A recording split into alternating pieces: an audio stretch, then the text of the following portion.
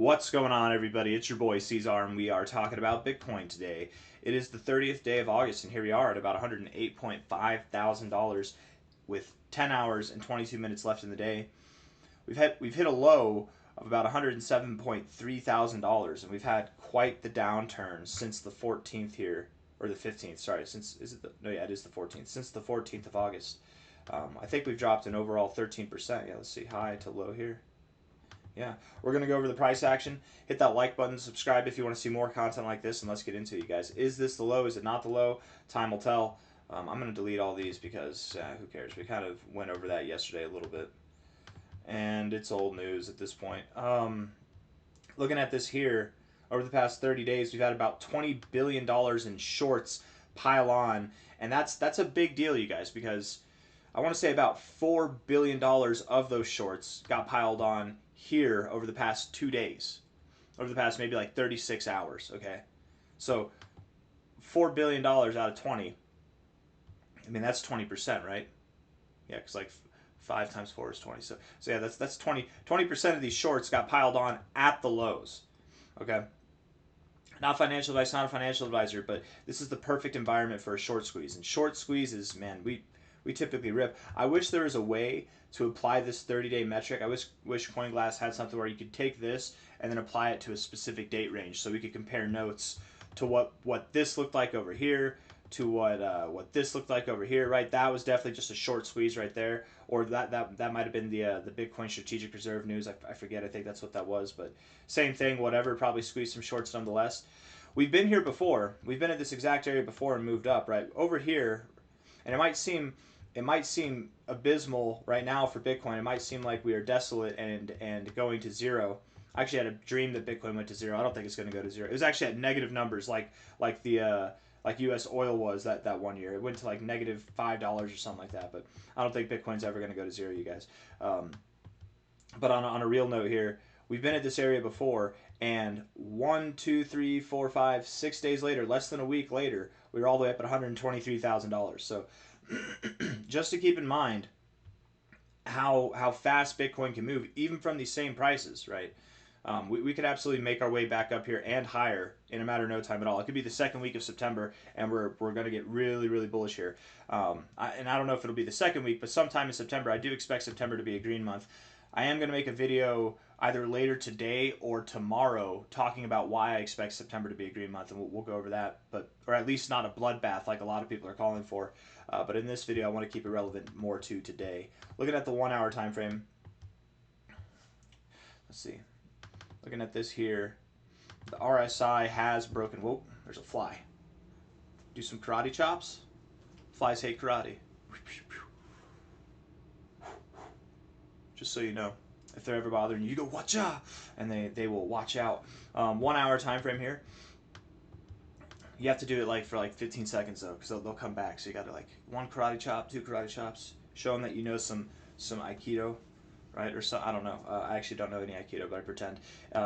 Anyways, if we're looking at this lower lows, lower highs scenario here, we've got a downtrend in the 1 hour time frame. We have broken out of that, which is nice to see. We even kind of turned it into a momentary sideways moving trend, and then now it looks like we're turning it into an upward trend.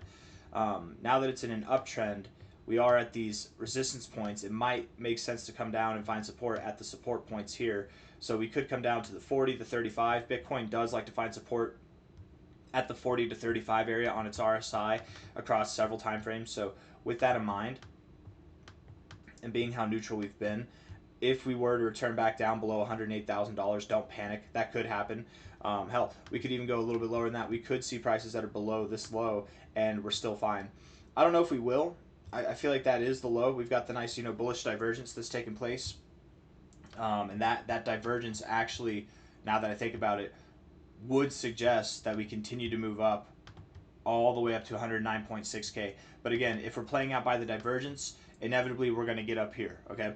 Inevitably we will. If we're playing out by the uptrend, the potential uptrend that we're going for here in the RSI, maybe we come down a little bit first and then we go up. And if we come down a little bit, I doubt that we take out that low.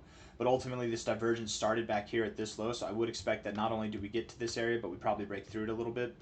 With that in mind, let's look at our relative fibs. And then we look at the stochastics. Stochastics are bullish. That's nice to see for a change. The MACD is not bullish overall, it's bearish overall, but we're pointed upwards, which is at least something, right? We do range between this zero, above the zero line and below the zero line. I need to get a fly swatter, man. I actually broke my fly swatter because I was killing so many damn flies. But I'm making this video more about flies than about Bitcoin. I'm the lord of the flies. Looking at this on the relative time frame, if we're taking a high to a low here, the 382 is right there. And typically what happens with the 382, typically what happens with bullish divergence, right? Because that's your bullish divergence starting point. It's also your 382. Typically what happens with both of those levels, coincidentally, is that whenever you move up, you move just above it, and then you find some turbulence there, and you might come back down to the 236 and continue to rally. So if we were to do something like that, get just above the 382 and then come back down to the 236, that would actually be perfect. We backtest this area for support, prior resistance, prior support here as well, and then continue to rally. So what I would expect we do then, to wrap it up, we're at about $108.5 thousand, $4,000 now. We'll probably move up anywhere between 109.7 to 110.4. I'm thinking right there at about 110K we'll find resistance, and then we'll come back down to $108.8 thousand, and then we will bounce from there and continue to go higher.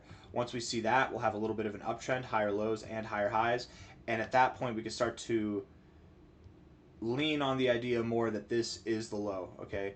To validate this as a low, what we need from a price perspective, beyond just hopes and dreams, what we need, I like that we're really hating getting into the oversold zone. As long as we keep doing this, I would love it if, we got 2 hours left in this 4-hour candle. I would love it if this 4-hour candle could close green, because if we can just avoid getting oversold like that, we're showing bearish signs, but we're reluctant to do so. Okay, let's get overbought. Let's get deep in the overbought zone, at least deeper than we're getting oversold. I think that would look really good. You also have, is that bullish divergence? I don't think it is. I think you have a slightly lower low. Whatever. Some kind of, I guess it is bullish divergence there technically. Right up here with this one. Another indication that we would go up there. So that's some strong signs. Anyways, to validate that this is the low, maybe we should look at the daily time frame. Is that the right? That is. Okay, we can use this. High to low here. Once we get above $111.2 thousand, that adds to the case that this is the low. But here we're still in this lower high trajectory, so we could find turbulence there.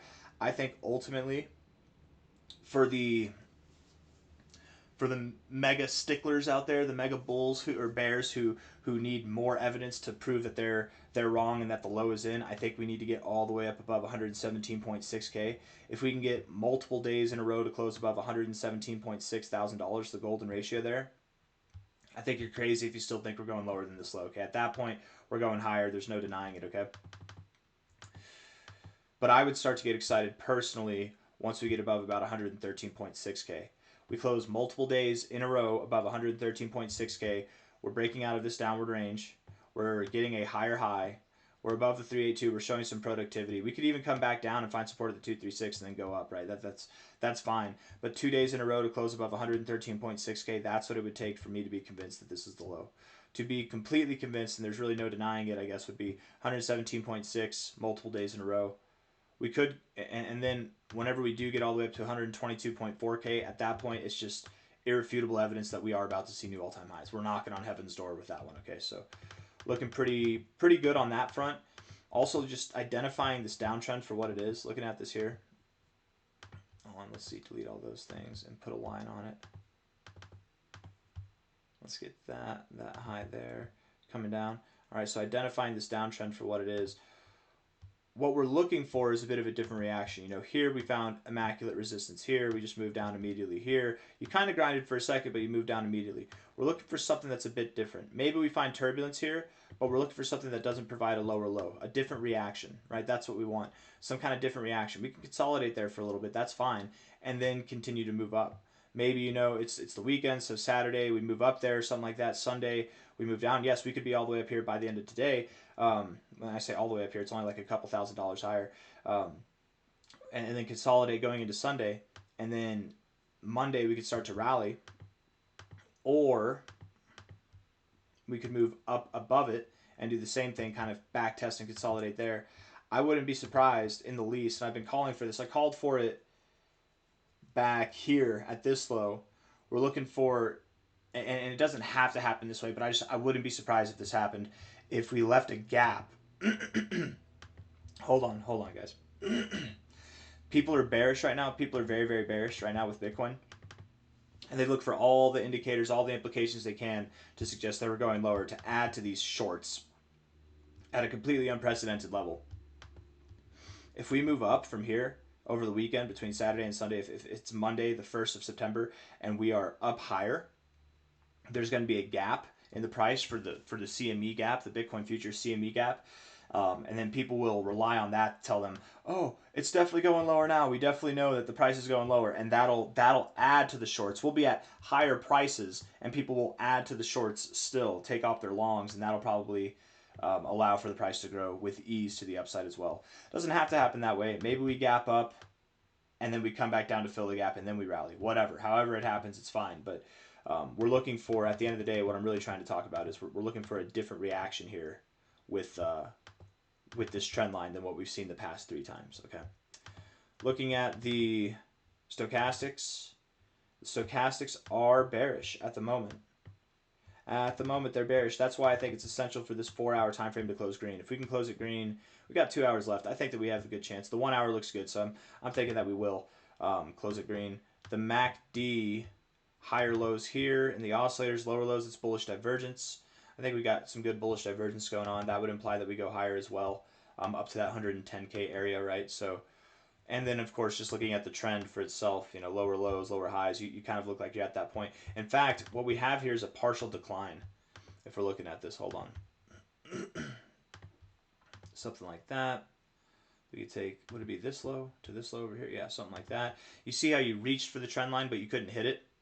That's actually a bullish thing. It's called a partial decline, and that oftentimes implies that you are going to break out of your trend, but to the opposite effect. So if we had a partial rise like that, that would imply that we break out to the downside. So this is actually a good sign. The fact that we didn't hit this trend line here. Some people, the reason why is the psychology behind it, right? You think that it's going to touch that line, so you're holding out. People are shorting. They're not closing their positions. They haven't bought back in yet. Meanwhile, there's people front running it. There's not enough sell pressure. Oh my goodness, what's wrong with me? There's not enough sell pressure, or there's too much buying pressure, and then we continue to move up that way, right? So it prevents us from getting down there. It's actually a very bullish sign in the charts. It messes with you psychologically, and then it also shows the hand of the people who are either not selling or the people who are buying in droves. Looking at the daily time frame here, $108.5 thousand right now. Looking at the daily, the MACD is bearish, absolutely bearish. I don't like that we crossed below the zero. I don't like that we're building bearish momentum, but depending on how today closes, this bearish momentum might not be building. You know, if we close today green enough, we would start to actually decay. We'd get one of these like lighter colored red bars, and I think that would look all right. That would promote bullish divergence technically. That actually would promote bullish divergence. Would it be double bullish? It would be double bullish divergence. Yeah. Yeah, maybe even triple if you include this one all the way back here. And that'd be good for a move up to 112K. The stochastics do have bullish divergence. We have double, triple bullish divergence on that as well. But we need to close today green for that to maintain. And the RSI is in the dumps, but on the bright side, we are in this area that we've found support several times before, right? We've literally found support right here, just below, right here, right here, right here. We could go even a little bit lower, and that's fine. Again, be open to the idea, and don't get your feelings hurt if we do see a lower low. We'd probably get other setups, you know, just at lower prices. These Bitcoin liquidation levels over the past 24 hours, we do have a lot of longs, I didn't mean to say schlongs, a lot of longs piled on at about $106,000. Okay, so there's about less than $2 billion worth of longs. These levels, as we keep going lower, it is the weekend though, to be completely fair, but as we keep going lower, I notice that these long levels, the amount of cumulative wealth that's in these levels, it diminishes as we go lower, where the shorts continue to pile on. So I don't really have anything else that I want to say. I'm boring myself at this point. We've gone over all the details. I do think that we're going to move up higher here pretty damn soon. It's just a matter of patience. I do expect September to be a green month, not a red month. Everybody's expecting it to be red. A lot of people are panicking. They're using September. They're going to use September starting as an excuse to go short. They're going to use the CME gap as an excuse to go short. You're like, what CME gap? We don't have it yet, but I'm assuming this weekend if we move up, we will have a CME gap. It's going to be a perfect whirlwind for the amount of shorts that we already have to be added to, which is just unprecedented. And at that point in time, I would expect Bitcoin to move up. We're going to get a move like this, where we move up 8% in a day, or over a 3-day period, we move up over 10%. Right, crazy stuff. I'm talking about a massive short squeeze, something like this. I wouldn't be surprised at all if we got something like that. And we moved up in a very, very short amount of time. Oh, that's a 3-day period. My bad. But still, something like this. That's actually what I would expect. We move up in a very, very short amount of time. From how much of a percentage was that? This is like a 9-day amount of growth. That was 40% in 9 days. I wouldn't be surprised. I wouldn't be surprised at all if in September we were all the way up at like 140K in like the first couple of weeks. Anyways, I've got nothing else for you. Hit the like button, subscribe. Take care. Bye.